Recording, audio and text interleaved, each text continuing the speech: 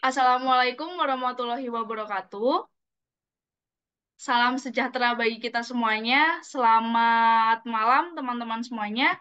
Pertama-tama, mari kita bersyukur atas rahmat Tuhan Yang Maha Esa yang telah memberikan karunia-Nya sehingga kita dapat berkumpul secara daring di webinar Student Talk pada malam hari ini yang bertema tips and trik persiapan one shot lolos LPDP, daftar dapat LOA dulu atau daftar beasiswa dulu sih. Oke, sebelumnya perkenalkan nama saya Lydia, selaku MC pada acara malam hari ini, mewakili teman-teman dari tim Studev, mengucapkan terima kasih kepada founder Studev, dan juga pembicara kita pada malam hari ini, Kak Suhandi Hasan, dan juga atas kehadiran teman-teman semuanya peserta webinar Studev pada malam hari ini. Saya berharap semuanya dalam keadaan baik dan siap untuk memahami dan juga menyimak materi yang akan disampaikan oleh pembicara kita pada malam hari ini. Oke, sebelum kita melanjutkan ke sesi pemaparan materi, saya akan membacakan susunan acara untuk hari ini terlebih dahulu. Yang pertama, itu ada perkenalan Studev, lalu dilanjutkan dengan sesi sharing session dan tips and trick beasiswa LPDP. Lalu sesi selanjutnya ada sesi tanya jawab, dan sesi yang terakhir yaitu sesi penutup. Oke, langsung saja kita ke sesi yang pertama, yaitu perkenalan Studev.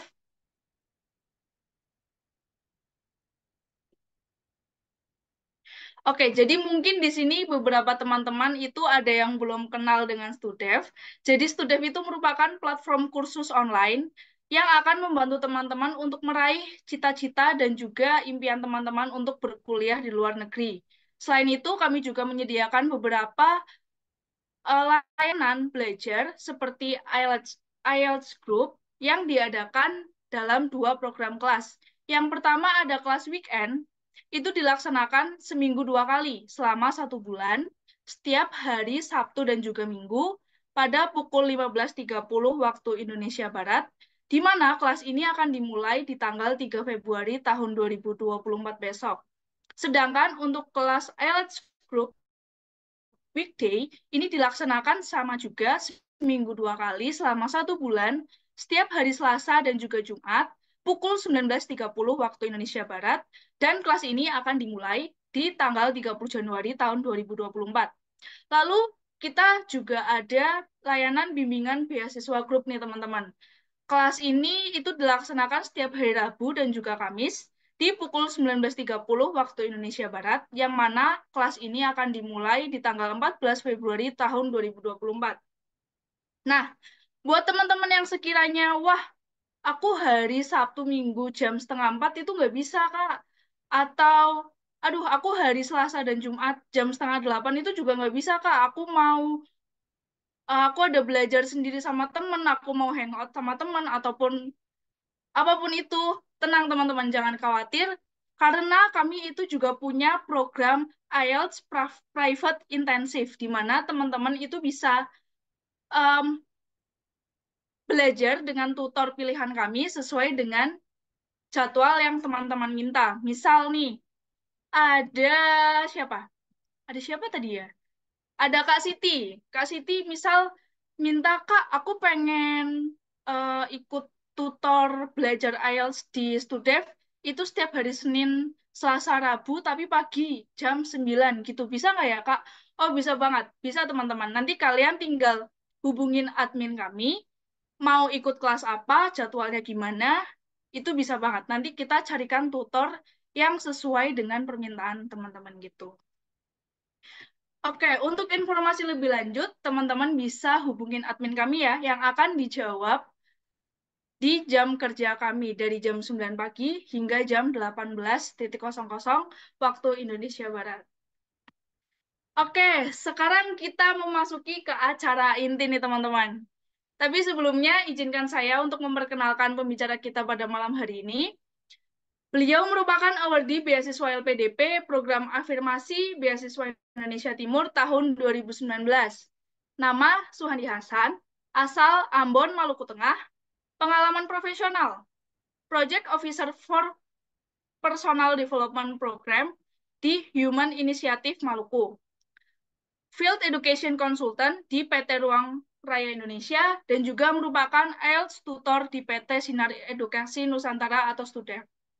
Lalu pendidikan mulai gelar sarjana di program studi pendidikan bahasa Inggris di Universitas Patimura dan meraih gelar Master of Education in Educational Leadership and Policy Studies di Boston University. Oke, langsung saja kita menyapa pembicara hebat kita pada malam hari ini. Halo Kak Suhandi.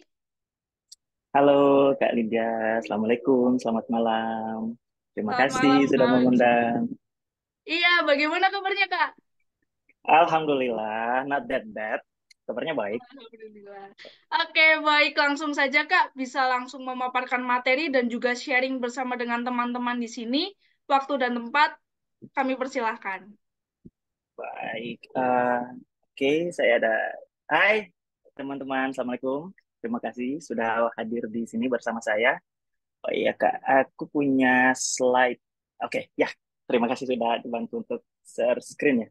Oke, jadi uh, cepat saja. Jadi judul slide kali ini LPDP for All. Itu ada sih idenya adalah saat itu bincang sama teman-teman. Ada beberapa teman yang menerima beasiswa LPDP para awardi. Mereka bilang ya LPDP itu beasiswa sejuta umat gitu. Karena satu ada beberapa alasan nih. Satu LPDP itu tidak punya batas kuota kayak setiap batch berapa orang atau kayak bahkan dibuka dua batch.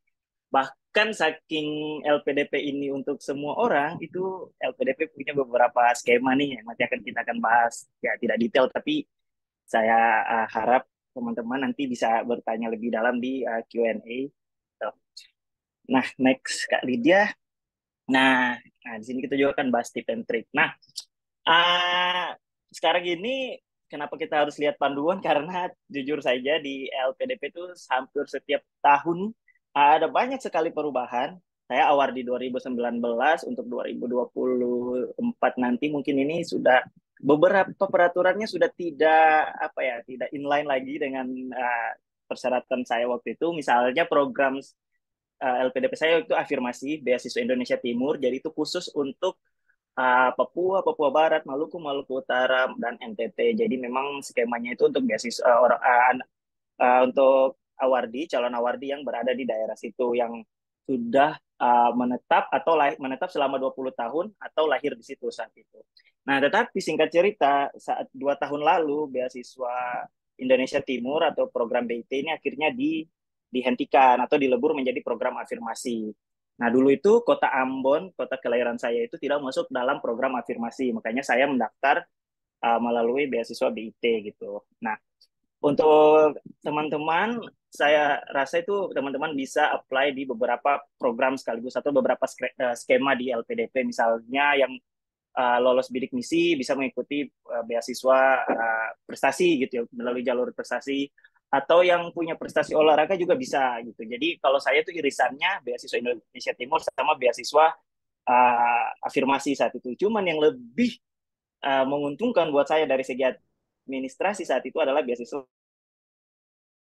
Indonesia Timur karena kalau harus beasiswa afirmasi saat itu saya harus legalisir ijazah SD sampai SMP ya ada syarat tambahan gitulah. Jadi kalau dengan beasiswa Indonesia Timur saya cukup minta surat keterangan domisili dari kelurahan setempat dan itu lebih mudah makanya saya daftar untuk BIT dan sayang sekali sekarang udah nggak ada gitu dan LPDP untuk beberapa tahun terakhir itu skemanya selalu diperluas ya. Dulu belum ada kader ulama, sekarang udah ada beasiswa entrepreneur, ada juga yang untuk dokter spesialis bahkan sudah buka hampir reguler ya kalau saya update kemarin seperti itu. Jadi teman-teman sebenarnya bisa langsung klik aja sih di LPDP di linknya itu kemenq.go.id gitu. Semuanya ada di situ, semua jalurnya. Oke, next, Mak. Nah, yang paling penting adalah, nah, uh, LOA dulu atau LPDP dulu. Kalau saya waktu itu sebelum LOA di Boston, saya dapat LPDP dulu karena waktu itu saya daftarnya menggunakan TOEFL gitu. Kalau mau kuliah di luar negeri kan harus IELTS ya, salah satu syarat bahasanya. Saya tinggalnya di Ambon, di tahun-tahun itu belum ada persiapan IELTS seperti sekarang ini yang bisa dengan mudah, dengan fleksibel, kita bisa belajar dari rumah, bisa belajar kapan saja gitu kan. Dulu tuh sangat susah sih menurut saya untuk dapat platform. Kalau sekarang kan sudah banyak, salah satunya di Studef ini, jadi teman-teman memaksimalkan. Nah, saya daftarnya dengan TOEFL, terus kemudian keterima LPDP karena program saya afirmasi, terus saya akhirnya mendapat bimbingan pengayaan bahasa. Itu salah satu fasilitas dari LPDP yang bisa diambil, bisa juga tidak. Biasanya itu hanya untuk program afirmasi. Beberapa program afirmasi itu biasanya ditawarkan karena jalur afirmasi sebenarnya itu jalur yang dipermudah untuk teman-teman dari segi syarat bahasa. Jadi saya daftar LPDP untuk luar negeri itu dulu tuh TOEFL-nya tuh masih setara 500 ya, 500. Mungkin IELTS-nya tuh kalau dikonversinya masih 6. Sementara daftar kampusnya untuk BU ini butuh 6,5, ada yang 7 gitu. Saya punya list beberapa kampus. Jadi karena saya belum bisa apply untuk kampus, jadi saya daftar LPDP dulu itu dan keterima LPDP. Nah, terus ini letter of acceptance-nya atau LO-nya itu uh, saya dapatnya yang unconditional untuk BU karena rata-rata program di US itu tidak, kampus di US itu tidak memberikan conditional letter gitu. Jadi semua syarat sudah harus dipenuhi, semua syaratnya, persyaratan, bahkan ada persyaratan tambahan misalnya kalau jurusan bisnis atau science atau kedokteran itu membutuhkan GRE yang syarat khusus yang dimana LPDP tidak mengcovernya gitu. Nah, saya bahkan pernah mau daftar salah satu list universitas saya saat mendaftar LPDP itu kan Columbia University. Nah, di situ diminta syarat IELTS-nya itu adalah 7, di mana writing-nya itu harus 7 gitu. Nah, saat itu writing saya belum 7, jadi saya coba email bagian admisi kampusnya, uh, ya Columbia, saya bertanya kalau misalnya saya daftar di Columbia dengan syarat IELTS-nya belum terpenuhi, gimana? Apakah aplikasi saya akan direview? Langsung dibalas dari admisinya bahwa ya we're so sorry, we're not consider your application. Kayak ada semacam kebijakan khusus di Columbia itu untuk semua syarat terpenuhi baru mereka review. Jadi akhirnya saya tidak mendaftar daripada saya harus bayar application fee-nya, terus saat mendaftar pun tidak direview, kan ngapain gitu. Jadi akhirnya saya mendaftar untuk Boston Uni. Untuk Boston Uni sama juga, uh, saya nanya dulu, tapi IELTS saya terpenuhi saat itu karena mereka nggak minta rating 7, ratingnya cuma 6,5 dan saya memenuhi rating IELTS rating saya 6,5. Terus saya coba kontak kampus dan mereka bilang oke, okay, silakan mendaftar. Mereka ngasih website, terus saya daftar juga. Nah, untuk LOA kondisional saya punya contoh kasus nih, teman saya yang satu angkatan itu dia keterima di Oxford. Nah, tapi saat diterima dia daftar Oxford dengan IELTS berapa ya saat itu ya. Intinya belum memenuhi gitu. Jadi tapi dia sudah keterima. Nah, untuk beberapa kampus di luar negeri ada kebijakan bisa memberikan syarat atau letter of acceptance, tapi harus memenuhi syarat yang diterima. Nah, kalau di US kayaknya lebih strict kayaknya. Menurut saya beberapa kampus US itu tidak menerima syarat yang belum terpenuhi gitu. Nah, dia tuh singkat cerita dia sudah keterima, tapi dalam rentang waktu tertentu sampai sebelum kuliah, misalnya intake-nya fall nanti September, misalnya dia sudah keterima sekarang, nanti dari Januari, Februari sampai September itu dia sudah harus menyerahkan IELTS dengan syarat yang diminta, misalnya untuk programnya minimal 7 gitu untuk writing. Nah, itu bisa gitu. Sayang sekali untuk kampus saya yang di Boston Uni ini tidak mensyaratkan LOA kondisional gitu. Nah, tapi sekarang untuk teman-teman, saya sarankan kalau mau LPDP mungkin dapat LOA dulu ya. Sebenarnya dua-duanya boleh-boleh aja sih. Cuman sekarang itu ada keuntungan, yaitu kalian tidak perlu ikut skolastik ya, tes bakat skolastik. Kalau dulu ya yang dapat LOA maupun yang belum dapat LOA atau kondisional itu harus tetap ikut tes potensi akademik. Nah, kalau sekarang tuh ya kejarlah itu, dapat LOA dulu baru daftar LPDP. Tapi bagaimana kalau yang mau ke luar negeri tapi belum bisa memenuhi syarat kampus, ya nggak apa-apa, give a try aja untuk LPDP, itu juga nggak salah kok.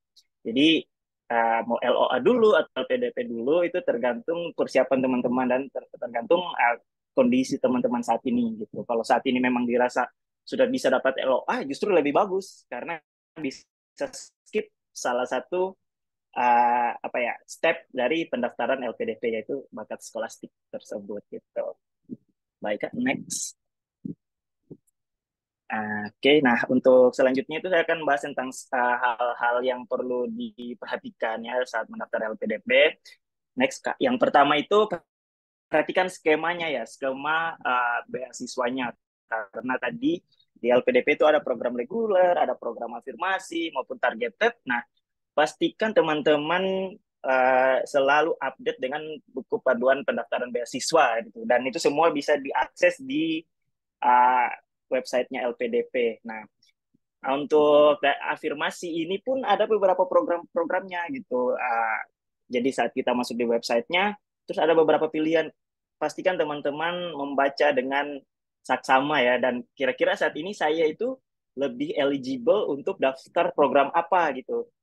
Kalau menurut saya jangan ini sih, jangan memaksakan kalau memang misalnya belum bisa untuk daftar reguler karena terkendala administrasi atau syarat kampus atau syarat IELTS-nya belum memenuhi atau syarat bahasnya belum memenuhi, mending untuk afirmasi atau targeted ya, misalnya sekarang yang PNS atau sekarang yang sedang uh, dokter spesialis itu lebih lebih dimungkinkan untuk daftar yang targeted gitu. Nah, sebenarnya apa bedanya sih afirmasi sama reguler ataupun targeted? Uh, untuk perbedaan yang pertama mungkin dari beberapa syarat tambahannya, misalnya afirmasi harus dibuktikan dengan KTP atau domisili atau memang lulus dan lahir di situ gitu. Kalau yang uh, PNS, TNI mungkin syarat izin dari atasan untuk melamar beasiswa seperti itu. Kalau yang reguler sebenarnya tidak punya latar belakang tertentu, tapi mungkin persyaratan atau persaingannya lebih susah karena ada standar tertentu gitu. Nah, jadi bebas aja sih. Yang penting teman-teman refleksi kira-kira mana sih yang paling sesuai dan mana sih yang paling mudah. Nah, saya punya teman itu dia PNS, tapi dia juga berasal dari daerah afirmasi di Ambon. Nah, dia nanya, saya PNS tapi pengen daftar yang beasiswa afirmasi. Sebenarnya boleh-boleh aja karena dia kan bisa mendaftar keduanya ya. Karena saat itu dia masih PNS baru dan dia belum bisa mengajukan izin untuk mendaftar beasiswa, atau menurut dia izinnya saat itu sulit. Jadi dia lihat nih program beasiswa afirmasi, ternyata tempat dia berasal kami di Maluku ini bisa untuk daftar afirmasi ya. Saya bilang coba aja afirmasi, kan nanti setelah daftar LPDP kalau yang afirmasi itu kita punya waktu sekitar 1,5 tahun atau 18 bulan untuk daftar kampus gitu. Jadi saat dia baru mendapatkan status sebagai PNS itu dia harus menjalani apa ya, semacam ikatan dinas atau apa 2 tahun minimal untuk dapat SK 100% atau gimana gitu, baru bisa diizinkan untuk mengikuti studi seperti itu. Jadi dia sudah secure dulu nih spotnya di LPDP, baru dia daftar kampus. Jadi sambil menunggu PNS-nya itu mengizinkan, dia juga sudah dapat beasiswa afirmasi. Jadi seperti itu boleh. Tapi kalau ada kasus sebaliknya, misalnya lebih mudah untuk daftar melalui jalur afirmasi, ya boleh-boleh aja. Justru itu lebih baik karena LPDP itu memang se-inklusif itu, memberikan kesempatan bagi semua orang gitu, untuk semua kalangan tanpa latar belakang. Nah, kalau ada beberapa beasiswa kan misalnya harus punya pengalaman kerja setara 2 tahun atau setara 8.000 jam, atau punya pengalaman yang profesional, atau kalau enggak IPK-nya harus 3,5 saat menyelesaikan S1 seperti itu. Nah, LPDP itu kita bisa fleksibel, kalau syaratnya kita IPK-nya kurang dari itu bisa afirmasi. Kalau udah punya pengalaman kerja kita bisa yang PNS atau yang TNI atau Polri, bahkan seperti itu teman-teman. Oke, harap bisa dimengerti. I will gonna make it quick.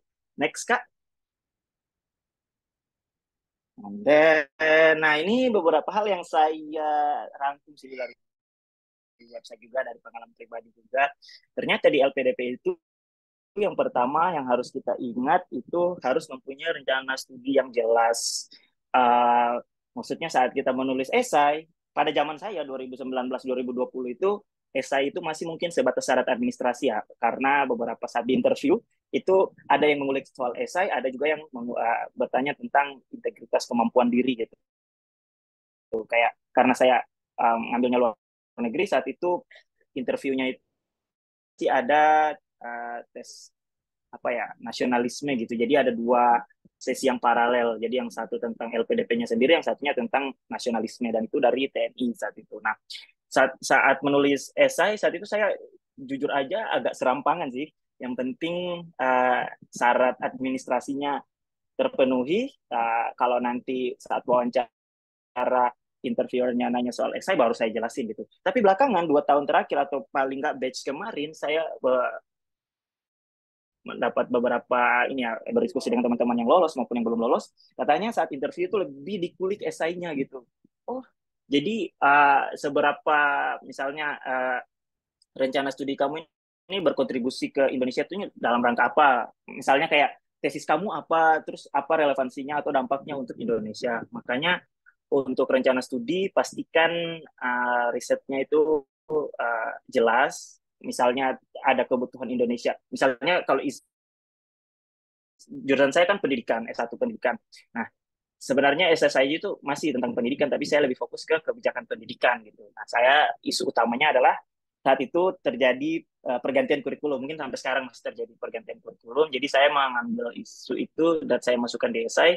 Menurut saya implementasi kurikulum itu bukan dari kurikulumnya, tapi dari policy making-nya. Gimana kita lemah di monitoring dan evaluasi saat itu. Inspirasi saya saat itu. Jadi saya pengen studi tentang education policy bukan untuk apa ya, memperbaiki atau untuk menghapus kurikulum yang ada, tapi saya ingin memperkuat kebijakan pendidikan Indonesia, terutama di bagian evaluasi dan monitoring. Karena menurut saya setelah kebijakan itu diimplementasi, yang kurang dari kebijakan pendidikan Indonesia adalah bagaimana kita mau evaluasi, kita mau monitoring. Dan bahkan saya memberikan beberapa pengalaman saya ketika mengajar di sekolah dulu itu, saat pengawasnya datang, guru tuh siap-siap bahwa oke, kita harus tunjukkan yang terbaik tentang sekolah kita. Jadi kayak seakan-akan sudah harus siap pendidikan terbaik. Nah itu kan lemah di evaluasi ya. Padahal kalau kita menemukan celah atau kekurangan dari sekolah,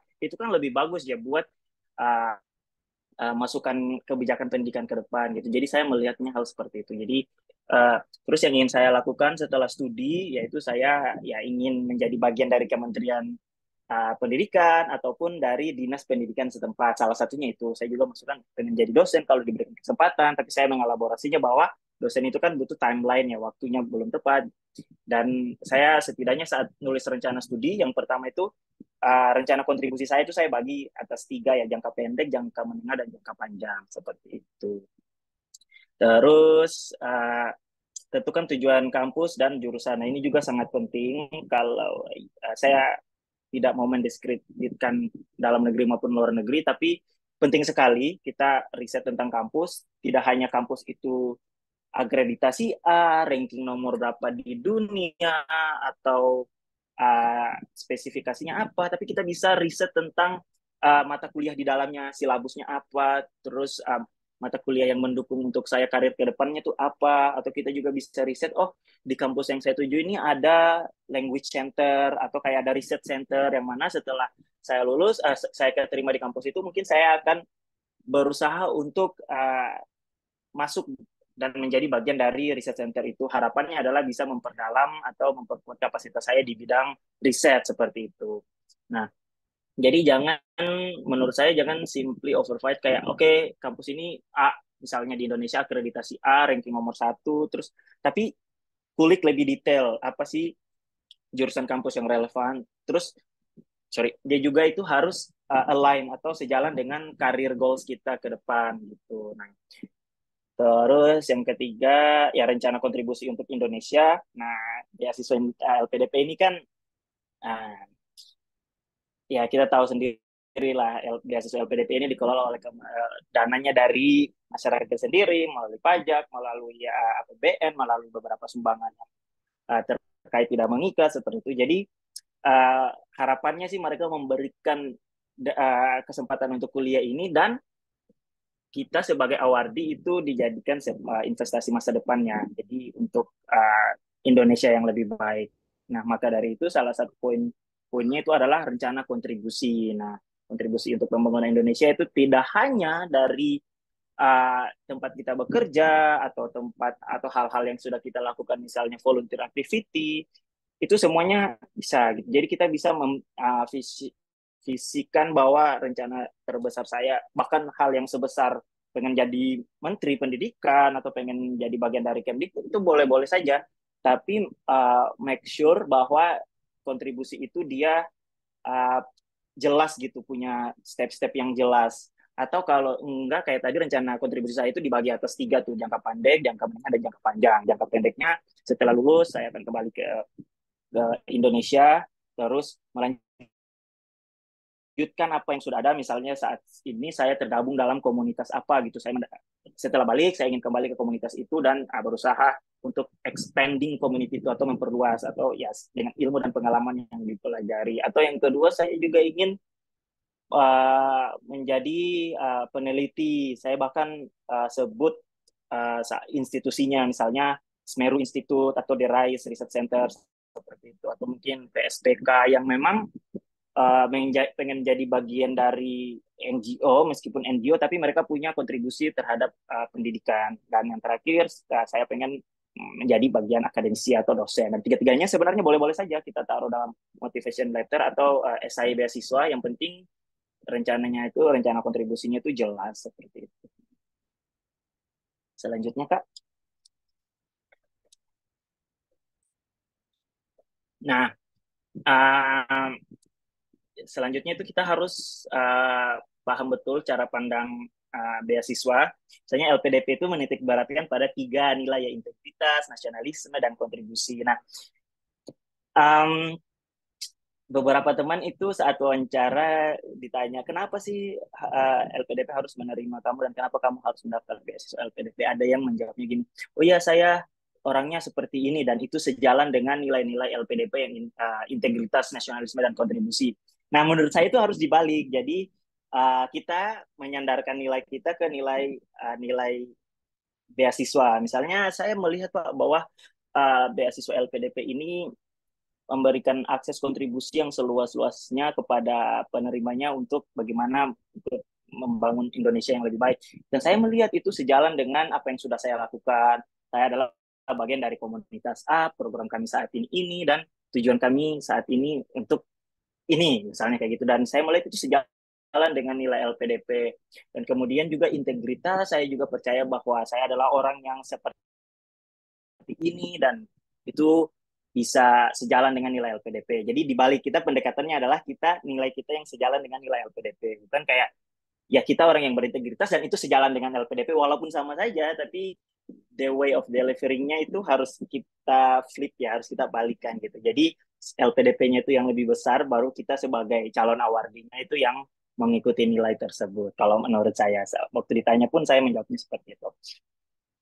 Terus memenangkan perhatian pemberi beasiswa ini khususnya di interview ya. Saat itu saya interview sekitar berapa ya 45 menit sampai 50 menit untuk 10 sampai 15 menit pertama itu jujur saja sangat gugup karena tegang uh, merasa di apa ya merasa ditanya-tanya banyak hal. Tapi ketika saya sudah memenangkan hati interviewernya saat itu saya ditanya kenapa kamu kan S1-nya pendidikan SPD. Kenapa kamu tidak ingin jadi guru? Justru pengen jadi seseorang yang berkecimpung di bidang kebijakan pendidikan. Nah, saya jawabnya ada dua hal. Secara personal, saya sampaikan tuh personal saya melihat guru itu adalah pengabdian daripada pekerjaan. Saya bahkan ya jadi apa yang saya rasakan saya sampaikan gitu dan saya yakin bahwa interviewernya juga bakalan mengerti saat kita uh, mengatakan hal yang sejujur-jujurnya gitu dan setulus-tulusnya mereka akan paham. Nah saat itu suasananya udah mulai cair karena oh begitu.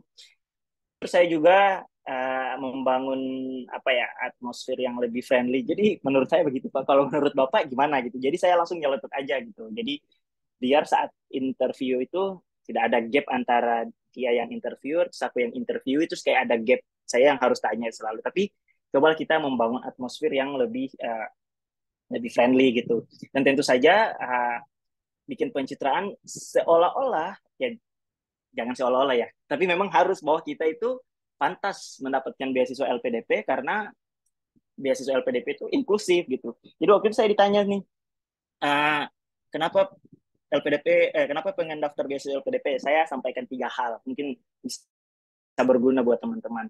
Yang pertama, saya sampaikan bahwa LPDP itu adalah beasiswa yang inklusif. Sebagaimana saya jelaskan tadi, memberikan kesempatan untuk semua orang. Nah, saat itu saya masih fresh grad. Jadi saya bilang, saya fresh graduate, belum punya pengalaman profesional, tapi bisa mendaftar untuk LPDP. Kalau beasiswa lain mungkin menyarankan saya harus punya profesional background yang 2 tahun atau 8.000 jam seperti itu, dan itu juga terkendala. Terus yang kedua, saya juga IPK saya tidak mencukupi untuk mendapatkan salah satu beasiswa, misalnya syarat 3,5, IPK saya cuma sekian gitu. Tapi LPDP mau memberikan kesempatan itu buat saya. Atau buat teman-teman yang PNS, TNI, atau Polri, itu kan kesempatannya sedikit kalau di beasiswa lain. Tapi LPDP itu memberikan akses untuk semua. Jadi saya bilang LPDP itu adalah beasiswa yang paling inklusif yang saya tahu. Gitu.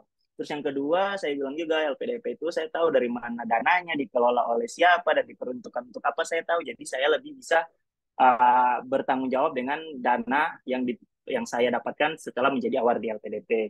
Saya kasih contoh, ya kan ada beberapa lembaga pemberi beasiswa, misalnya dari negara X, saya rasa itu selalu ada hidden agendanya. Saya sampai bilang seperti itu, ada hidden agendanya, paling enggak menanamkan misi bahwa kita harus selalu favor untuk negara tersebut. Misalnya dikasih beasiswa A, ya udah, walaupun dikasih uang secara cuma-cuma, semuanya fully funded, tapi tetap ada misi-misi tertentu dari negara A gitu. Tapi kalau beasiswanya dalam negeri, saya tahu untuk apa nanti setelah saya lulus, saya akan kemana dan berkontribusi untuk Indonesia seperti itu. Jadi inklusif. Terus yang kedua, tentang beasiswa LPDP-nya sendiri. Yang ketiga, saya bilang juga beasiswa LPDP ini sangat unik karena dari semua beasiswa baru beasiswa LPDP kayaknya yang punya ikatan alumni yang cukup besar, Mata Garuda ya. Jadi ada di Mata Garuda Pusat, Mata Garuda Daerah gitu. Jadi saya sampaikan bahwa ya kalau saya di LPDP, setelah saya lulus saya masih bisa berkontribusi, dan LPDP itu bahkan siapin wadahnya melalui Mata Garuda gitu. Pemberi beasiswa lain mungkin setelah lulus selesai kita jadi alumni, tapi setelah itu kita ya harus berkontribusi atau kembali ke negara kita sendiri-sendiri gitu. Tapi di LPDP kita masih tetap ada ikatan alumni itu, dan menurut saya itu salah satu nilai plus dari LPDP gitu. Dan akhirnya saya menutup bahwa saya akan sangat bangga jika menjadi bagian, sangat bangga dan bersyukur jika menjadi bagian dari beasiswa LPDP gitu. Jadi gimana memenangkan hati si pemberi beasiswanya seperti itu. Jadi kita mempromosikan diri tapi juga align dengan nilai-nilai LPDP. Yang terakhir, detail. Ini kembali lagi syarat-syarat detailnya ini memang harus dipenuhi atau harus kita perhatikan gitu. Mulai dari persyaratan saat mendaftar, esainya, bahkan sampai syarat-syarat tertentu untuk skema-skema tertentu harus diperhatikan. Karena menurut saya di LPDP itu salah satu yang berat adalah administrasi sih. Walaupun sekarang kita bisa sanggah ya, setahu saya sekarang bisa sanggah, tapi uh, pastikan semua persyaratan administrasinya tuh detail dan jelas dan sesuai dengan skema yang kita daftar. Itu sangat membantu sih untuk kedepannya gitu. Jadi double check sebelum submit, lihat kembali, baca buku kembali, lihat panduannya kembali, dan lihat poin-poinnya gitu. Kalau memang ada yang bingung, kayak ini maksudnya apa, apakah saya eligible atau enggak, jangan sungkan-sungkan untuk reach out orang yang kalian kenal di LPDP atau bertanya langsung di akun LPDP atau seperti itu, reach out. Jadi make sure bahwa sebelum daftar LPDP itu kalian sudah paham sekali dengan skema yang didaftar, tahu uh, kesempatannya atau kelebihannya apa, kekurangannya apa, dan kenapa akhirnya saya harus mendaftar program ini dan diterima di LPDP. Mungkin seperti itu, Kak. Nah, yang bisa saya sampaikan, mungkin kita akan interaksi lebih dalam untuk Q&A. Terima kasih, Kak. Ya, Oke, baik. Terima kasih banyak Kak Andi atas insight yang luar biasa, mind blowing ya teman-teman. Oke, selanjutnya saya langsung saja untuk mempersingkat waktu, mempersilahkan teman-teman semuanya yang sekiranya ingin ditanyakan langsung nih ke Kak Andi yang udah berpengalaman dan juga merupakan alumni dari LPDB sendiri. Boleh kita pilih 3 penanya tercepat terlebih dahulu ya, Kak? Oke, boleh, boleh. langsung aja. Go ahead. Ini ada Kak Lisa nih, Kak. Kak Lisa, bisa di-unmute mic-nya? Halo, apakah suara saya terdengar, Kak? Terdengar, Kak Lisa. Terdengar. Baik. Halo Kak, salam kenal. Saya pertama-tama saya mau daftar lebih ke ini teknis dan proses pendaftaran. Jadi sekarang sekarang itu kan ada program prioritas dan itu ada program yang kerjasama dengan OKP dengan Belanda. Nah, untuk pendaftar Oh iya. OKP itu mereka itu dibolehkan juga mendaftar reguler gitu. Nah, untuk program OKP itu kan universitasnya terbatas, Kak. Sedangkan untuk pilihan-pilihan universitas yang OKP itu saya belum dapat LOE. Sedangkan untuk sorry, untuk mendaftar ke reguler itu saya udah ada bekal berupa LOE gitu. Jadi saya sih pandangannya ingin mendapat ingin mendaftar OKP yang prioritas dengan reguler dengan LOA gitu. Cuman aku bingung Kak, apakah aku harus take a shot di OKP tanpa LOA dan juga reguler dengan LOA atau aku fokus ke reguler yang udah ada LOA-nya gitu. Itu aja dari aku. Kalau boleh, boleh. Kalau boleh tahu yang regulernya Mhm, itu LOA dari kampus yang OKP juga apa beda kampus gitu? OKP itu kan kerja sama sama Belanda ya kalau nggak salah ya, mhm, mhm. sama kampus-kampus Beda juga. kampus, Apa? Iya, cuman mm, beda kampus. beda kampus, Mm-mm. tapi satu negara. Dan kalau misalnya nanti aku jadi daftar Oke. kedua jalur itu, program studinya tuh sama Kak, sama-sama development studies. Iya, Hmm. jadi beda kampus aja. Oke, I see. Oke, terima kasih Kak Lisa. Iya, makasih Kak. Oke, bisa langsung dijawab aja Kak Andi. Oh, Iya. boleh boleh boleh. Jadi ya salah satu dilemanya itu ya kita pengen daftar skema A tapi udah keterima di program reguler. Jadi ah ini sangat personal sih kalau menurut saya itu saya kembalikan ke Kak Lisa ya hatinya pengen yang mana seperti itu. Tapi if I were you saya akan give a try untuk yang sudah dapat LOA gitu karena menurut saya ini nggak ada dalam sistem penilaian ya, tapi kalau udah dapat LOA satu udah nggak harus daftar ikut-ikut skolastik gitu kan. Jadi chance untuk dapat LPDP semakin besar gitu kan. Terus yang kedua, walaupun regulernya itu kompetitif, tapi saya bisa punya waktu persiapan yang cukup lama ya. Ya mungkin sekarang deadline-nya Februari ya, 12 Februari. Tapi bisa lebih saat daftar esai, saat daftar untuk pendaftaran LPDP itu saya sudah sampaikan bahwa saya sudah mendapat LOA di kampus ini dan itu bisa menjadi bagian yang bisa dielaborasi di esai gitu. Jadi dua hal itu mungkin menurut saya bisa menjadi apa nilai tambah ya buat Kalisa gitu. Jadi dari pihak interviewernya lihat oh iya si kandidat ini ternyata dia sudah dapat LOA gitu. Jadi kan untuk dapat LOA dan daftar LPDP itu kurang lebih sama ya, ada esai, ada tes persyaratan bahasa dan beberapa hal dia sudah terpenuhi bahkan sudah bisa daftar kampus gitu. Salah satu kendala terbesar dari program afirmasi yaitu program kami yaitu kita bisa punya kesempatan besar untuk dapat LPDP karena ya afirmasi diberikan peluang yang terbuka tapi kesulitannya adalah mendapatkan LOA gitu jadi uh, saat daftar beasiswa kita Hmm, dikasih iya. tiga pilihan kasih tiga pilihan tapi at the end ada beberapa yang keluar atau daftar atau keterima di kampus ketiga pilihan luar dari tiga pilihan itu dan itu ngurusnya tuh takes 3 until 4 months untuk pindah bahkan ada kebijakan sekarang mungkin nggak bisa pindah lagi jadi semua harus didaftar ditolak dulu baru bisa pindah kampus seperti itu. Jadi untuk dapat kampus itu menurut saya suatu hal yang sudah bagus sih selain melewati bakat skolastik gitu. At the end sama aja sih menurut saya entah nanti pakai jalur prioritas program prioritas yang tadi atau lewat afirmasi. Tapi kalau lihat dari peluang-peluangnya sih dan apa yang sudah Kalisa, kalau if I were you saya akan maju dengan yang LOA instead of nanti pertanyaannya, oh ya kamu mau daftar jalur ini sudah dapat LOA belum gitu.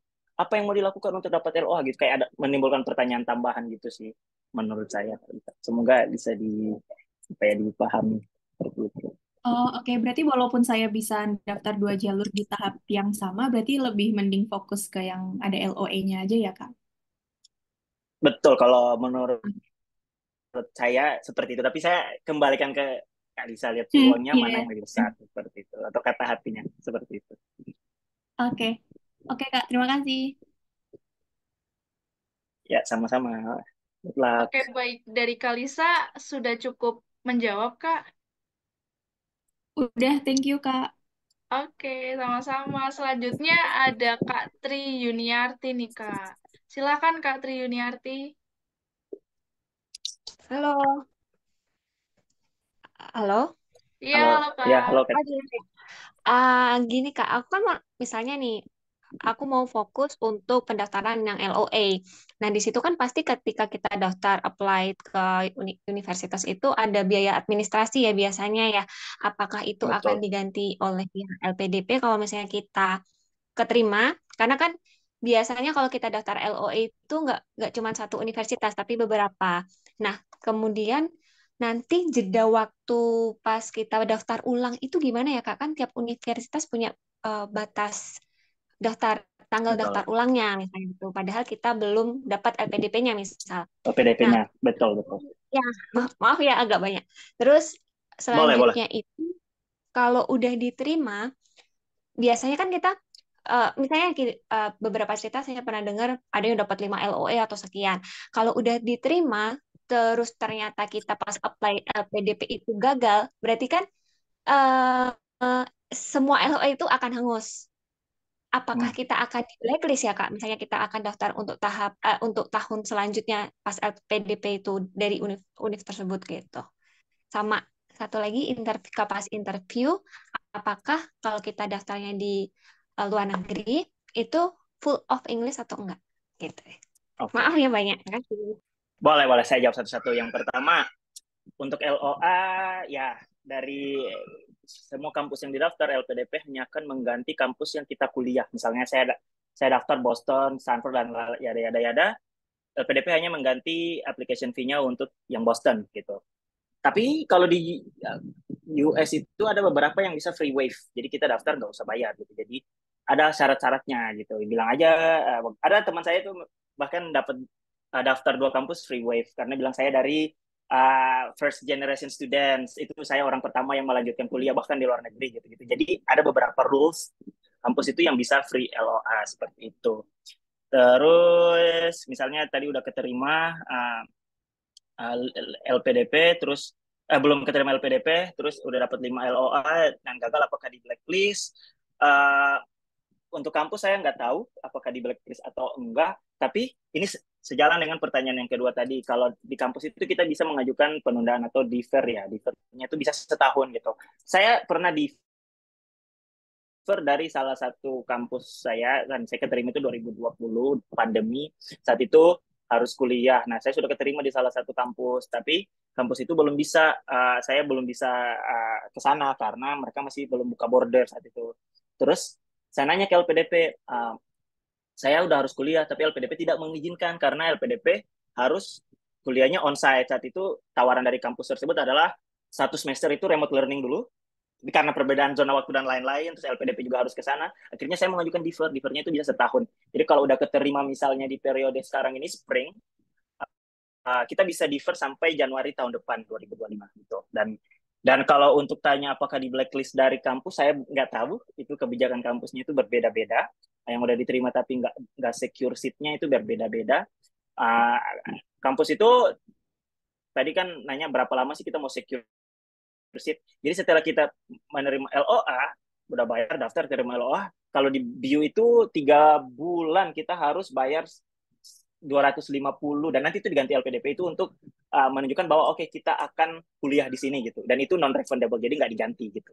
Kalaupun nanti bayar 250 terus nanti nggak kuliah karena belum dapat LPDP, kampusnya nggak ganti, nggak balikin dana kita untuk kita gitu. Sama pun dengan application fee-nya gitu. Terus apa yang terakhir ya? Oke, interview apakah full English? Saya waktu itu half untuk perkenalan, terus ya hal-hal yang masih untuk showcase bahasa Inggris ya. Tapi ketika pertanyaannya sudah dari ya salah satu mungkin psikolog ya yang mengakses tentang gimana karakter kita, itu udah nggak pakai bahasa Inggris, sudah pakai bahasa Indonesia. Kayak gimana kamu melihat kamu 5 tahun ke depan? Kayak apa sih yang membuat kamu sedih dan apa yang kesuksesan terbesar kamu, kegagalan terbesarmu seperti itu semuanya dalam bahasa Indonesia. Jadi awalnya aja bahasa Inggris. Apakah itu full? Menurut saya enggak. Dan beberapa yang saya tahu juga enggak full Inggris karena itu tergantung dari si pewawancaranya. Gitu. Mungkin udah kejawab semua atau ada yang masih ketinggalan, Kak Tri? Udah cukup, Kak. Thank you. Oke, sama-sama. Oke, baik. Oh iya, ini ada yang raise hand lagi nih, Kak. Silahkan, Kak Helmi. Halo, Assalamualaikum. Terima kasih. Halo, Kandi. Salam. Kak, ya, mau nanya gini, Kak. Misalnya kita ajukan LOE bulan ini atau bulan depan gitu ya. Itu kalau kita keterima LPDP-nya bulan misalnya ya. Misalnya yang batch 2 bulan Juli itu berarti kita harus nge-defer ke tahun depan ya itu nih. LOE-nya. Itu aja sih, Kak. LOE-nya ya di tahun depan. Jadi saya kurang tahu setiap kampus rules-nya gimana. Tapi menurut saya rolling admission di setiap university itu beda-beda. Misalnya saya ambil kasus di Boston ya. Boston itu untuk master itu buka 3 kali kesempatan untuk daftar. Ada yang Januari, ada yang summer, ada juga yang fall gitu. Tapi kuliahnya baru bisa intake itu di fall sama spring. Yang summer itu nggak bisa. Misalnya saya keterima LOA-nya itu dapat bulan Maret untuk kuliah di fall. Nah, jadi saya defer-nya itu setahun. Setahunnya itu bukan dari keterima LOA, tapi dari durasi kuliahnya gitu. Karena saya harus, misalnya saya harus kuliah 2024 di fall, tapi LOA-nya itu terima bulan depan. Nah, itu nggak masalah. Menurut saya yang dihitung defernya itu adalah starting kuliahnya sampai setahun. Jadi masa berlaku LOA-nya itu sampai September 2025 dan harus sudah kuliah. Nah, saat kuliah pun bisa defer 6 bulan misalnya kalau di Boston ya. Keterimanya untuk fall 2024, tapi kuliahnya Januari, spring 2025 dan itu bisa. Jadi batasnya itu setahun. Seperti itu. Mungkin bisa menjawab. Sama-sama. Oke, ini Kayaknya ada yang di pertanyaan di room chat nih, Kak. Dari ya, Kak Savana. malam Kak mau tanya. Oke. Untuk LPDP apabila sudah mendapatkan LOA harus yang kondisional atau boleh yang kondisional? Terima kasih. Setahu saya LPDP tidak mensyaratkan harus yang unconditional, yang kondisional pun boleh, tapi udah syarat salah satunya itu udah keterima, walaupun keterimanya adalah kondisional gitu. Jadi nanti di status pendaftarannya atau di website atau di application form kita itu kan tertulis LOA-nya kondisional atau unconditional gitu. Dan LPDP tidak mensyaratkan harus yang kondisional. Setahu saya ya, correct me if I'm wrong. Mungkin syarat terbarunya udah berbeda lagi. Tapi yang belum dapat LOA pun masih bisa daftar kok, apalagi yang udah dapat LOA. Gitu. Ada yang nanya tadi S1, kayaknya S1 enggak, mungkin S1 bisa kepoin ISMA ya, Indonesia International Mobility Awards gitu ya, short course itu untuk yang S1. Ini S2, S3 LPDP. Oke, Kak, selanjutnya ini ada yang raise hand lagi nih, ada Kak lagi ya? Arik Gustama. Silakan Boleh, Kak boleh. Arik. Halo Kak Adi. Halo. Malam Kak. Kak, Malam. terima kasih buat kesempatannya. Kak, aku mau nanya itu kan tadi kakak cerita ya kalau proses kakak tuh kan maksudnya bisa dapat LPDP dan bisa lumayan sesuai juga kan sama S1 yang kakak ambil itu education. Nah, itu kakak mungkin punya apa ya pengalaman atau kenalan gitu nggak yang beliau tuh LPDP mastersnya tuh beda dari S1-nya gitu. Misalnya kayak saya nih contoh saya misalnya teknik tapi ada rencana mau ngambil master tuh di MBA gitu misal. Nah, itu ada pertanyaan spesifik kah atau mungkin kayak tips and trick terkait hal itu juga gitu. Mungkin boleh di-sharing Baik, Kak. kalau misalnya. Boleh, Kak Arik. Kasih Ada, saya Kandi. punya sama-sama. Saya punya teman satu lolos, satu enggak. Yang cross major ya. Dia anak teknik, ini yang enggak lolos dulu ya. Cross major ngambilnya data science. Ditanya kenapa pengen shifting dari teknik industri ke data science. Dia jawabannya kurang relevan menurut saya saat itu. Dan dia sharing ke saya, ya dia jawabnya, saya melihat Gojek dan saya tertarik ingin jadi bagian, ya ada gitu. Instead of elaborasi kenapa data science itu kamu passionate banget, dan apa yang bisa dilakukan setelah kamu lulus nanti, seperti itu. Dan saat wawancara, administrasi lolos, tapi saat wawancara mungkin dia kurang bisa mengambil hati si interviewernya dan belum bisa gitu.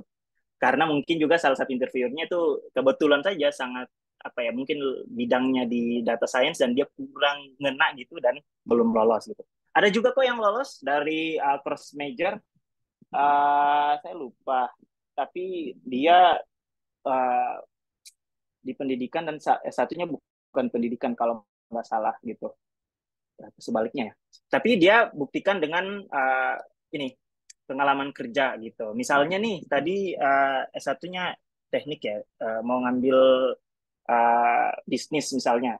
Kerja yang sekarang itu di bisnis, jadi ya nggak apa-apa, bisa elaborasi aja gitu. Jadi kenapa saya akhirnya ambil LPDP jurusannya bisnis, karena itu relevan dengan pekerjaan saya yang sekarang. Saya lebih berkecimpung di dunia bisnis, terus saya punya inspirasi atau aspirasi ke depan bahwa saya ingin misalnya membantu UMKM atau kayak bikin bisnis konsultan yang lebih ramah ke masyarakat, atau kayak oh iya, setelah saya bekerja ternyata saya melihat ada problem di mana masyarakat kecil itu kurang bisa akses modal misalnya. Itu saya punya aspirasi dan menurut saya harus kuliah di Universitas A untuk mendapatkan ilmu dan pengalaman gimana menjembatani hal tersebut. Dan itu bisa-bisa saja. Dan menurut saya alasan paling terkuat itu kerjaan atau pengalaman saat ini. Nggak terbatas kerjaan sih, tapi aktivitas pun bisa.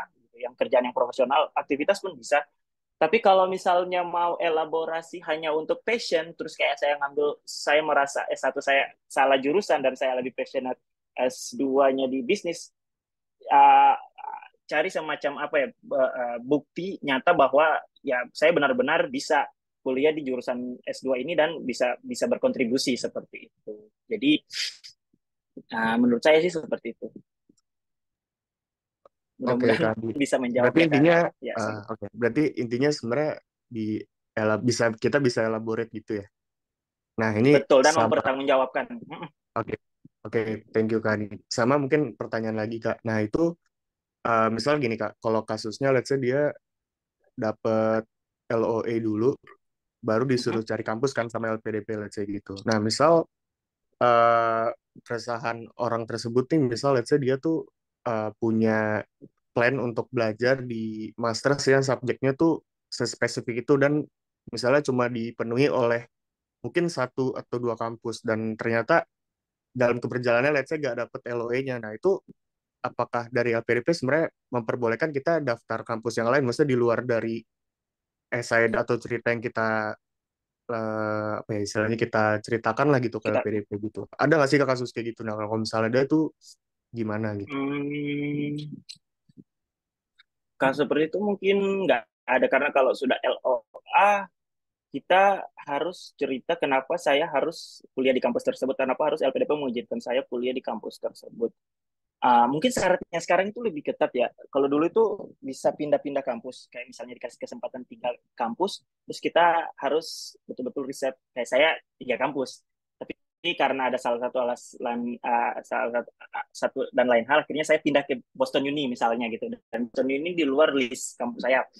Nah, dulu itu syaratnya adalah harus daftar ketiga-tiganya dan ketolak ketiga-tiganya gitu. Tapi kalau sekarang untuk kasus yang tadi udah LOA, terus dalam perjalanannya ada syarat yang belum dipenuhi, itu sebenarnya bisa ditanyakan lagi di tiket bantuan LPDP ya, bisa email CSR apa, ya bisa email di tiket bantuan dan bisa nanti dihubungkan dengan orang yang terkait gitu, mana sih langkah baiknya.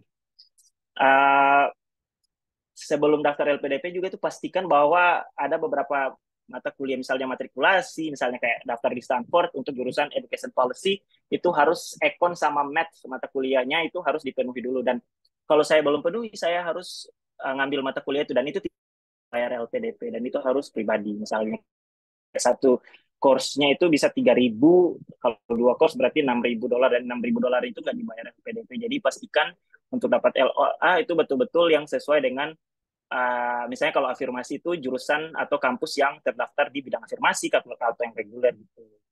Kalau afirmasi itu beberapa kampus itu cuma jurusan tertentu. Kalau reguler kayaknya hampir semua kampus ya. Correct me if I'm wrong. Jadi Kak Arif mungkin bisa setelah lulus terus dalam perjalanannya tidak sesuai dengan rencana, bisa terus tuh korespondi sama LPDP, pihak LPDP-nya itu bisa bikin tiket bantuan dan lain-lain itu, dan mereka akan cari solusi yang terbaik kalau menurut saya. Saya out of knowledge untuk itu. Oke, Kandi, sorry. Maksudku tuh kalau Mhm. dia kondisinya dapat LOA dulu baru, sorry, dapat LPDP dulu baru, kan misalnya let's say kita daftar LPDP tanpa belum dapat LOA-nya kan. Let's say Betul, dalam jangka waktu 18 bulan itu dia kan harus cari kampus. Nah, betul. misalnya berdasarkan dari minat dia, subjek yang dia inginkan tuh, biasanya cuma dipenuhi oleh satu kampus atau dua kampus, dan ternyata dua-duanya nggak dapat LOA gitu. Jadi Hmm. jadi dia maksudnya kan artinya ada nggak kemungkinan dia tuh bisa dapat kampus yang lain, tapi artinya kan nggak sesuai sama apa yang dia ceritakan di admission saat LPDP, di SI-nya dan lain sebagainya Oh, gitu kan. kalau Itu kasus ada kayak gitu, kasus gitu nggak ya, Kak? kasus gitu banyak yang di Indonesia Timur sih. Beasiswa Indonesia Timur dulu skema kita itu adalah untuk tiga negara, Korea, Jepang, sama Amerika gitu. Jadi kita hanya bisa memilih tiga negara tersebut. Banyak kok yang akhirnya pindah ke US. Ada juga yang tidak dapat kampus akhirnya dipindahkan ke dalam negeri. Bahkan salah satu teman saya itu akhirnya keterima PNS karena memang jurusannya itu susah dan kampus yang dia daftar itu public health dan hanya dibuka itu setahun sekali dan akhirnya I don't know, saya tidak update lagi, tapi saat yang bersamaan dia keterima PNS dan I assume dia kayaknya mundur dari LPDP dan untuk lanjutin PNS-nya gitu. Karena betul saat itu dia kesulitan sekali, kita sudah koresponden sama kampus, sudah email kampus, dianya itu masih harus ada berkas yang dipenuhi dan itu susah sekali. Saat itu tawarannya emang kita coba ajukan dan ngomong ke Pak Dwi Larso, itu masih direktur beasiswa, dan beberapa kali dia bahkan respon kok lewat WA-nya, dan saat ada webinar LPDP dia ngasih nomornya, saat itu kita bisa tanya dan langsung bisa nanyakan ke dia gitu. Nah, saya punya teman di beasiswa Indonesia Timur, I don't know dia apakah lanjut apa enggak, karena memang kampusnya saat itu di US itu jurusannya sangat susah, dan untuk LPDP-nya itu harus ketolak dulu ke kampus yang didaftar baru bisa pindah kampus. Salah satunya sih itu, salah satu syaratnya itu. Seperti itu. Peluang untuk pindah jurusan masih ada. Apakah sesuai dengan jurusan yang nanti kita tulis saat motivasi, saat di esai maupun saat wawancara, itu nanti tergantung. Karena kayak menurut saya itu dua hal yang udah terpisah saat apply beasiswa dan keterima beasiswa, terus mereka akan, apakah LPDP akan double check apakah esai sama itu, kemungkinan double check ada, tapi apakah harus sesuai dengan itu, ada faktor-faktor tertentu misalnya yang mengharuskan dia nggak harus ngambil jurusan itu.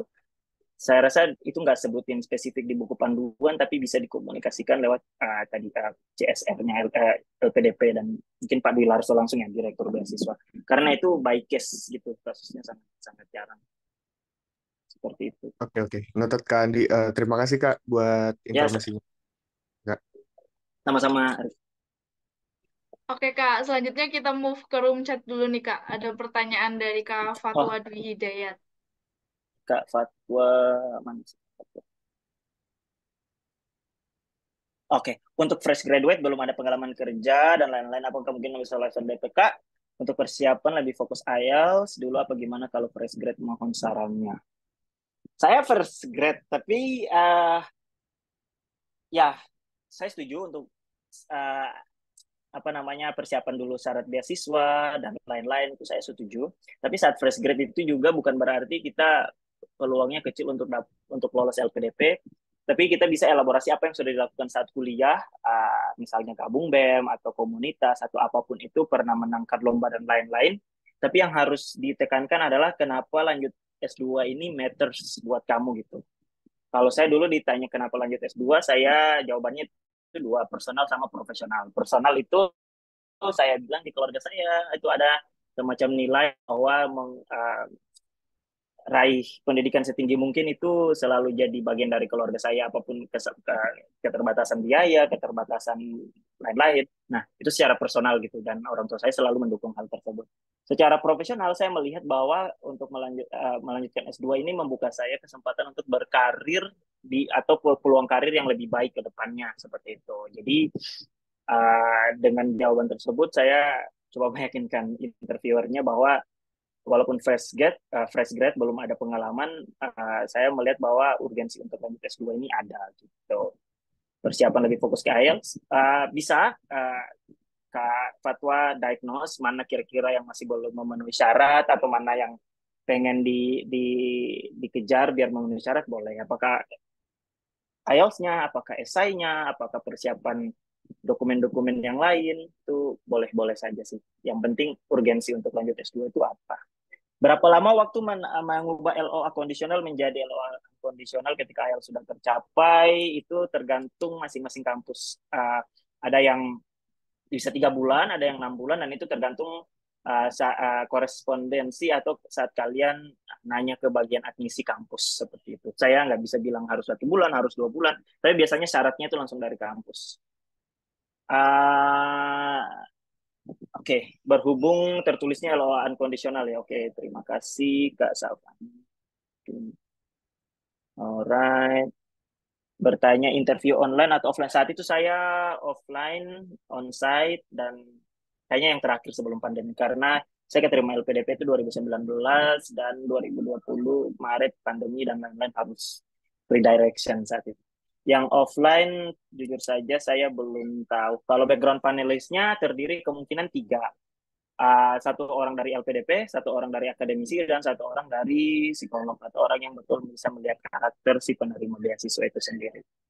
Dan yang dari akademisi itu sebenarnya jurusannya itu bisa saja misalnya dari pendidikan, dia expert di pendidikan, bisa dari data science dan lain-lain. Itu salah satu. Kasih gambaran interview untuk jurusan ilmiah murni, misal jurusan kimia murni.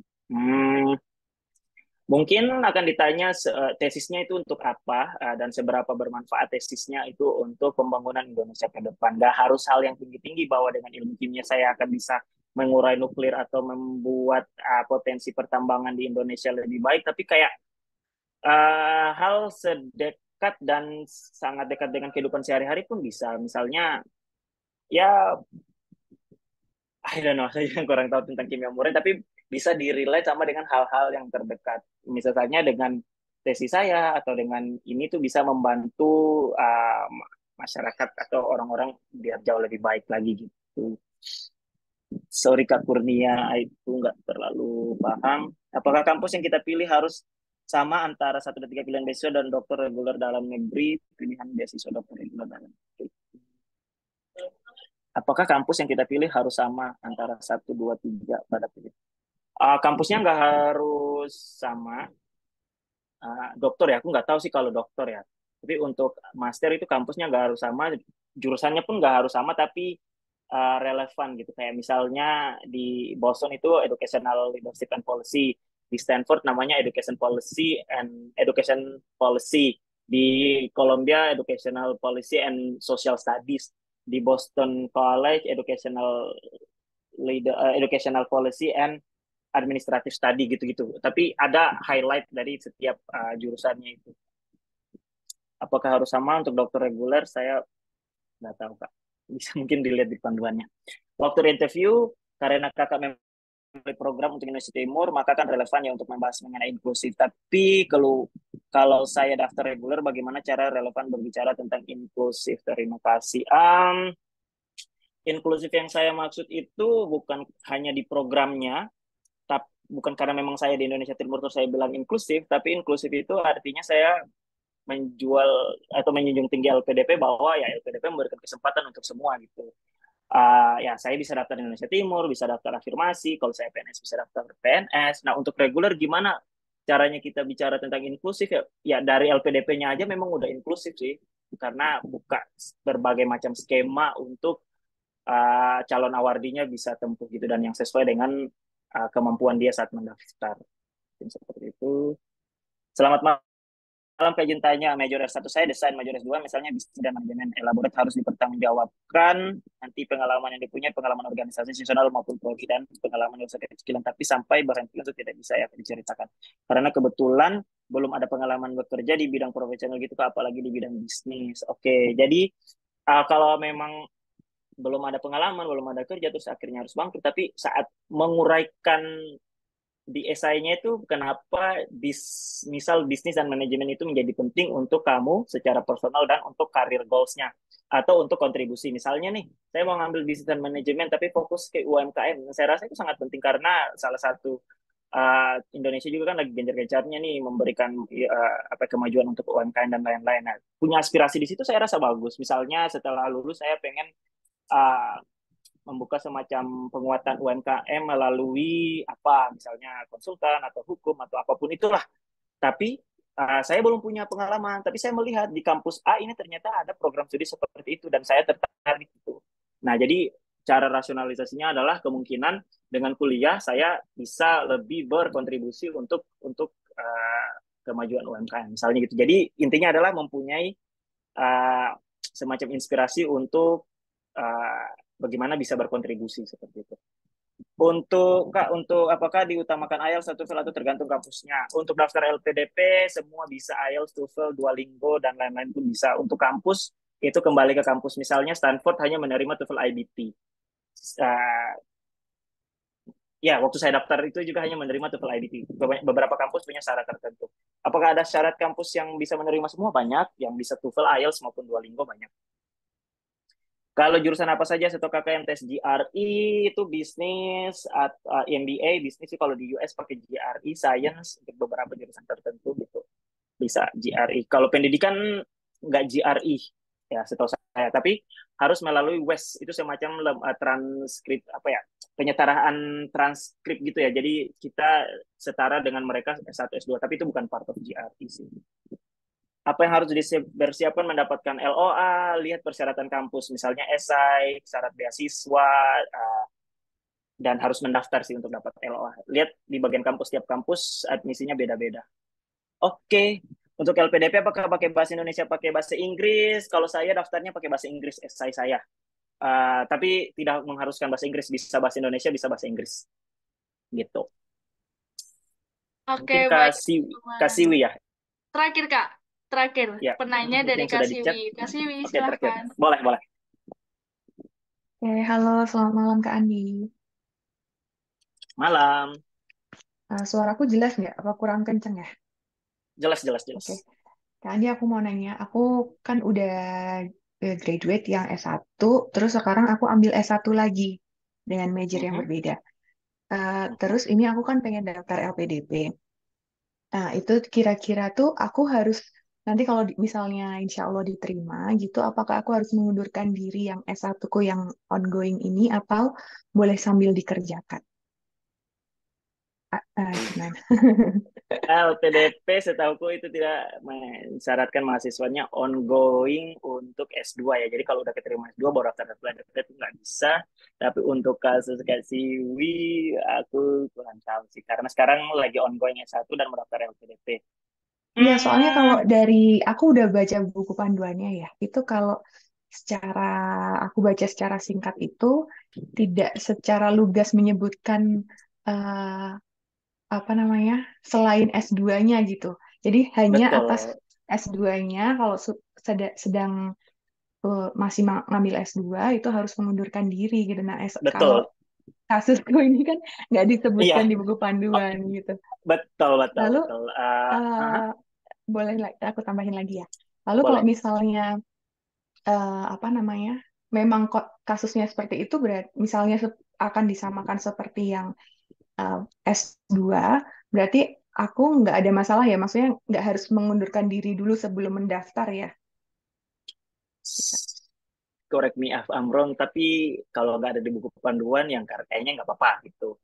Tapi apakah nanti dijelaskan saat interview? Menurut saya nggak usah itu. Apakah bilang saya sekarang sedang ongoing S1 juga kali ini nggak usah, atau ditulis di esai nggak usah gitu. Itu nanti jadi keputusan personal Kak Siwi aja gitu. Karena kalau boleh tahu masih berapa lama lagi untuk S1 yang ongoing sekarang ini selesai?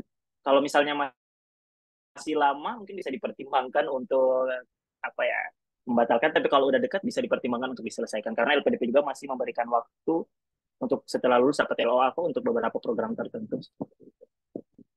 Masih cukup lama sih. masih cukup lama ya. Jadi Iya, ya concernnya di Kak Sibi aja. Aku oke. kalau saranku sih kalau sudah dapat S2 LPDP mending lanjut S2 aja gitu kan. Mm-mm. Atau S1-nya ini dulu ditunda dulu gitu ya. Bisa kan ya kayak apa ya nanti setelah S2 baru S1 lagi mungkin bisa seperti itu. Cuti dulu gitu ya. Cuti dulu ya ya ya. Oke, Oke, thank you Kak Andi. sama-sama. Ini ada Eva. Kalau esai itu isinya tentang apa? Nah, di panduan LPDP itu ada kontribusi untuk negeri, apa alasan kembali ke Indonesia, kontribusi tentang untuk negeri. Ah, boleh Kak, saya izin apa namanya? Share screen boleh nggak Kak? Oh Saya ya, mau boleh Kak, silahkan. eh mana nih esai? Oke. Untuk esainya saya wait, mana sih? Aku buka ya. Nah, jadi saya tuh saat menulis esai saya bikin per babnya. Jadi seperti ini. Oke. Uh, can you make it as a co-host? Kayaknya aku belum bisa share screen. Nanti sambil itu. Halo, selamat malam Kak. Kenal sing bertanya. Ada perbedaan antara tahapan seleksi bagi calon penerima S2 S3. Terima kasih. S3 itu ada proposal, riset proposal. S2 nggak harus. S3 harus. Nah, untuk tahapan nggak ada sih kayaknya. Sama aja untuk S2 S3. Tapi kemungkinan bakalan lebih gali lebih dalam untuk proposal studinya seperti itu. Nah, ini untuk LPDP-nya itu ini how to proceed. Nah, esainya itu bisa kayak gini, komitmen kembali ke Indonesia, rencana prosedur, rencana kontribusi. Saya membaginya ke dalam beberapa sub-study kayak gini. Ini juga lebih mempermudah saat nanti esainya di-review kayak gitu. Misalnya planning to contribution after study ataupun setelah rencana kembali ke Indonesia. Jadi bagusnya setelah menulis itu berdasarkan prompt yang sudah ada gitu. Nanti dari komitmen kembali ke Indonesia-nya pakai pakai ya, kita selaraskan dengan pengalaman kita, terus rencana seperti apa itu nanti kita di sini kayak misalnya kerja di rice program, guru penggerak atau bahkan jadi dosen, nah itu semuanya bisa seperti itu. Jadi menurut saya ini lebih mempermudah daripada membuat personal story yang kayak satu cerita panjang. But that's all, semuanya kembali ke teman-teman gimana pendekatannya dan semuanya diterima. Jadi LPDP nggak ada template khusus untuk menulis esai. Tapi kalau seperti tadi saya lebih mempermudah. Untuk penulisan penilaian diri dalam pendaftaran, apakah ada tips khusus dalam mengisinya? Jujur aja gitu. Untuk tips dalam diri. Jangan bohong, jangan make up. Nanti at the end bakalan ketahuan sih. Gitu. Saya waktu ditanya kenapa tidak ingin jadi guru, saya bilang guru itu pengabdian, gajinya kecil dan lain-lain seperti itu. Tapi apakah itu menghentikan saya untuk tidak akhirnya tidak berhenti dan pindah jalur dari pendidikan? Enggak. Saya justru menjadikan itu sebagai aspirasi untuk membantu guru-guru seperti saya yang gajinya kecil dan lain-lain dengan policy making yang lebih baik seperti itu. Jadi hal yang menurut kita itu bisa menjadi blunder ternyata bisa jadi kekuatan juga menurut saya sih seperti itu teman-teman. 2 pertanyaan lagi, boleh bisa. Boleh yang masih mau bertanya silakan by DM chat maupun raise hand boleh. Izin tanya. Ya silakan Kak Hilmi. Boleh. Ya, izin Pak Andi, saya mau bertanya. Ada beberapa saya untuk daftar LPDP ini saya udah ada beberapa organisasi yang menawarkan yang mengklaim kerjasama dengan beberapa kampus. Bahkan ada yang mengklaim bisa mempermudah mendapatkan LOE. Itu bagaimana itu ya pendapatnya Pak Andi? Benar. Untuk institusi misalnya ada yang bisa kita melalui organisasi kita bisa dapat LOE di Australia atau lewat lembaga B kita bisa ke UK.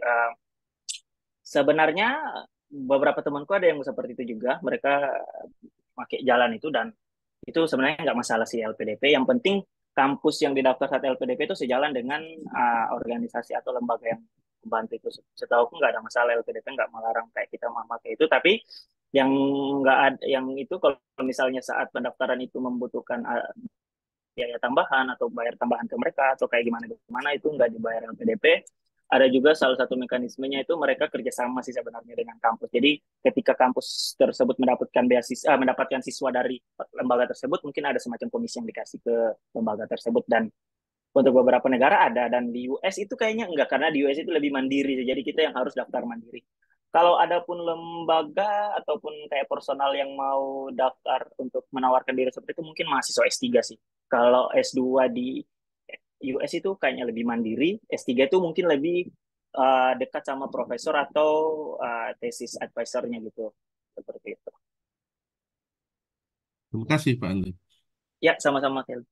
Saya baru bergabung di tengah Zoom, mau tanya, apakah ada grup untuk bimbingan LPDP? Banyak, bisa kepoin Mata Garuda atau bisa kepoin ya Mata Garuda. Kalau yang saya tahu itu Mata Garuda Maluku Utara ada untuk grup-grup. Tapi apakah intensif? Sebenarnya by session saat dibuka apa enggak? Salah satunya Mata Garuda, salah dua yang lainnya saya belum tahu.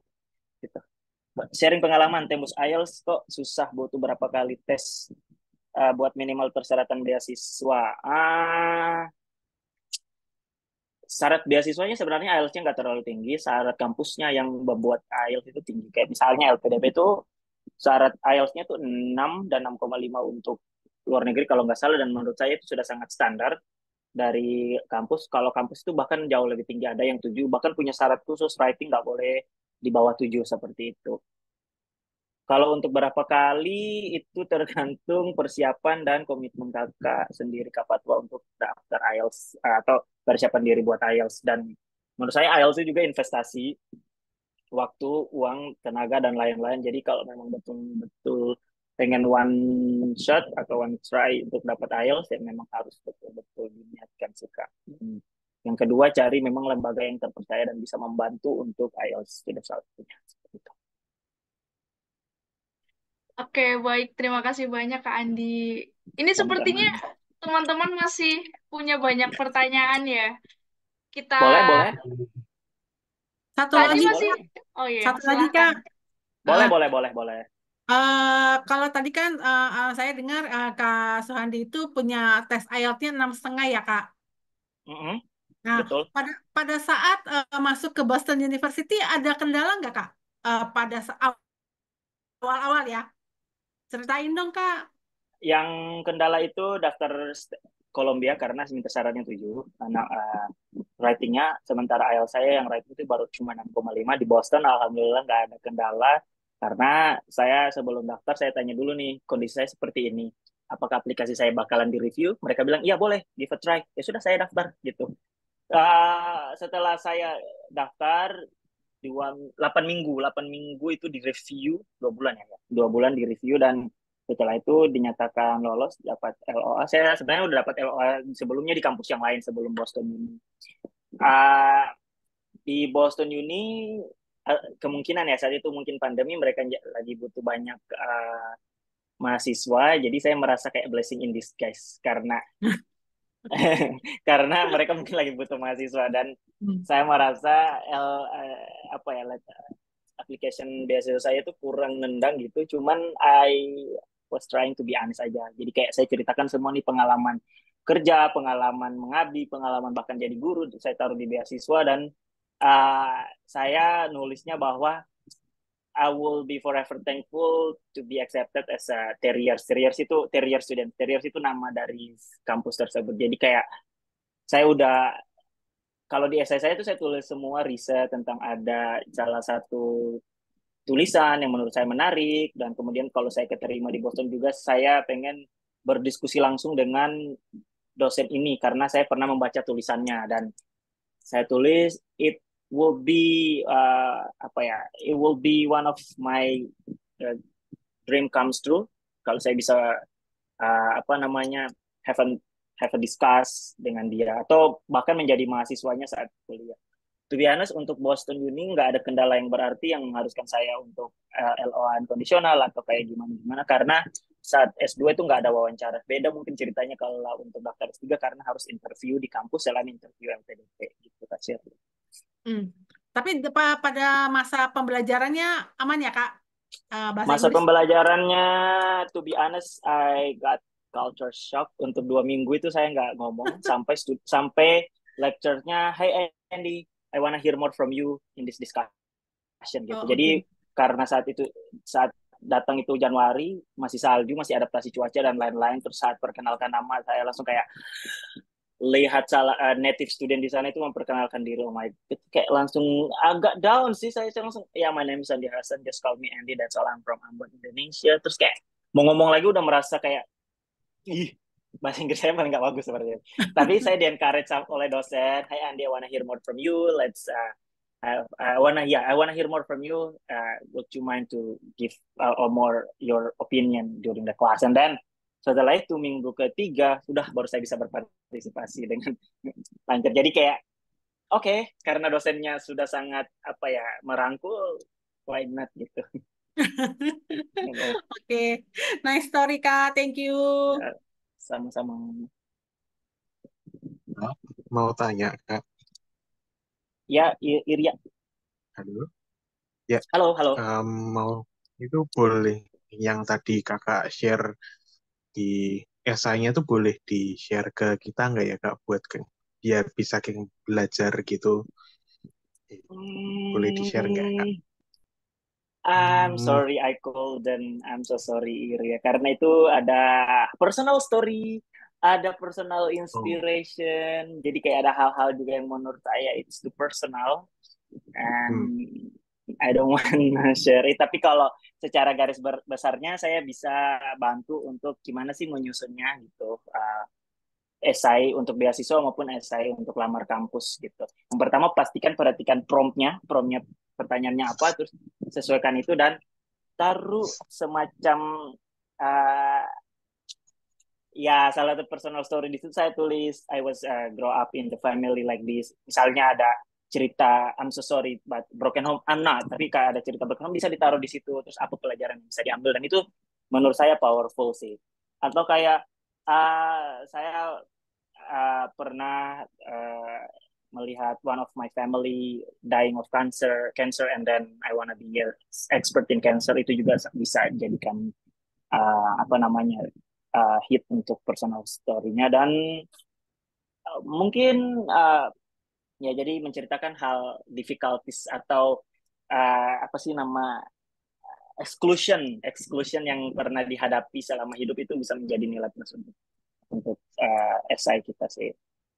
Sorry ya, maaf. Karena di situ juga memuat salah satu aspirasi saya untuk Indonesia. Bukan nggak mau berbagi, but yeah, that's contain a lot of information, personal information. Mau tanya lagi kalau untuk boleh. Ya, referensinya untuk membuat esai, apakah yang dari internet itu sudah cukup baik atau enggak gitu? Esai untuk daftar kampus atau daftar LPDP, Kak? Ya, kalau LPDP dua-duanya misalnya gitu. Kalau LPDP itu nggak ada prompt khusus ya, nggak ada template khusus. Jadi kalau yang template saya tadi itu lebih mempermudah saya sih untuk menuangkan ide, karena saya melihat di LPDP ada promptnya kontribusi untuk negeri sama kembali ke Indonesia dan kontribusi atau rencana pasca studi. Jadi menulisnya bisa lebih structured aja, lebih runut. Kalau misalnya saya bikin misalnya kayak melamar kerja atau pengalaman kayak personal story, menurut saya nanti bakalan redundant, saya mengulang. Jadi misalnya saya tumbuh di Maluku yang terbatas dari sumber daya manusia, tapi memiliki sumber daya alam yang melimpah. Nanti di rencana kontribusi saya mungkin saya akan highlight itu juga, dan itu kayak bakalan overlapping. Jadi makanya saya bikin semacam subheadings untuk itu. Dan untuk referensi di internet bisa-bisa saja dipakai, dan menurut saya mana sih yang menurut Irya itu lebih mudah atau lebih bisa menuangkan kemampuan terbaiknya untuk menulis, itu dua-duanya boleh. Tapi kalau untuk LPDP emang nggak ada template, untuk university ada. Bahkan untuk daftar beberapa kampus itu kita diminta esai yang ada misalnya elaborasi apa nilai-nilai dari salah satu kampus. Misalnya di Boston itu menjunjung tinggi nilai kolaborasi, sosial ekonomi, dan itu kita harus bikin esai seperti itu 700 kata dan 750, dan be authentic on that gitu. Untuk template, I don't think beberapa kampus bahkan nggak kasih template, kayak harus dimulai dengan something small atau something personal, they don't require it, tapi harus ikuti promptnya sih, ada semacam seperti itu. Ya mungkin seperti itu Pak Irya. Andi, makasih. Boleh ya. Maybe this is the last one, Lisa. How do you think, Kak Lydia? Boleh. Halo Kak, Hai, ya. just a short question. Tadi kan aku sempat lihat esainya Kakak itu kan ada in-text citation-nya sama footnote-nya. Nah, itu apakah Kakak masukkan di application portal juga atau enggak? Saya masukkan, dan karena yang saya cite itu merupakan data yang dikeluarkan oleh World Bank tentang kondisi pendidikan di Indonesia, jadi menurut saya itu kita levelnya ini, dan setelah saya keterima kuliah saya ingin mengubah status quo yang ada. Jadi itu hanya penjelas dari apa yang saya tulis aja, kayak atau mungkin semacam justifikasi bahwa saya nggak put my assumption tapi based on the data gitu. Jadi apakah bisa put apa footnote atau mungkin bisa bikin catatan kaki kayak gitu, LPDP nggak mensyaratkan, and I did it and I think that's fine. Oh, oke. Tapi kalau untuk peletakan footnote-nya sendiri di application portal gimana ya? Soalnya kan itu bukan kayak Uh, Word. Betul, saya copy paste. Jadi saya copy yang ada di itu Word. Terus yang footnote saya copy sendiri di bagian bawah. Jadi saya tulis reference gitu. Jadi saya ganti dia sebagai referensi aja atau bikin catatan kaki kecil ya semacam footnote satu gitu referensi, atau saya highlight. Sebenarnya boleh-boleh aja. Saya copy paste dan copy yang dari Word ke laman beasiswanya dan bikin jarak dua spasi, satu atau dua spasi, jadi dia tuh jadi catatan kaki tersendiri. Atau you wanna put a title as a apa daftar pustaka atau referensi atau word cited, boleh aja sih, nggak apa-apa. Baik, thank you so much, Kak. Sama-sama. Wah, ini siapa Oke, yang ngasih? baik. Sudah habis ya, Kak, yang bertanya. Buat teman-teman yang Iya, sekiranya masih ada pertanyaan, nanti kita sediakan grup khusus untuk teman-teman semuanya. Oke, tibalah kita di penghujung acara. Terima kasih banyak Kak Andi selaku pembicara kita pada malam hari ini. sama-sama. Kita lebih 5 menit ya Kak dari jam yang tertera. Oke, Betul, betul, sebelum ya. acara ditutup, saya mohon teman-teman semuanya untuk menyalakan kamera. Kita akan sesi foto bersama nih. Buat yang ngantuk, boleh kucek-kucek mata dulu sebelum on cam.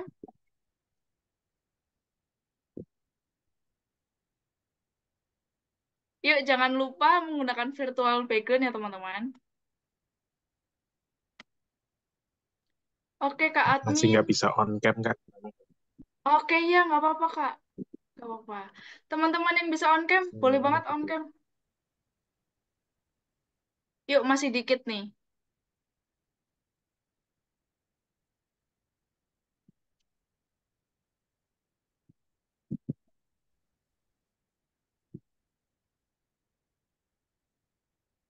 Ada yang masih ingin on cam? Kita tunggu 5 detik ya.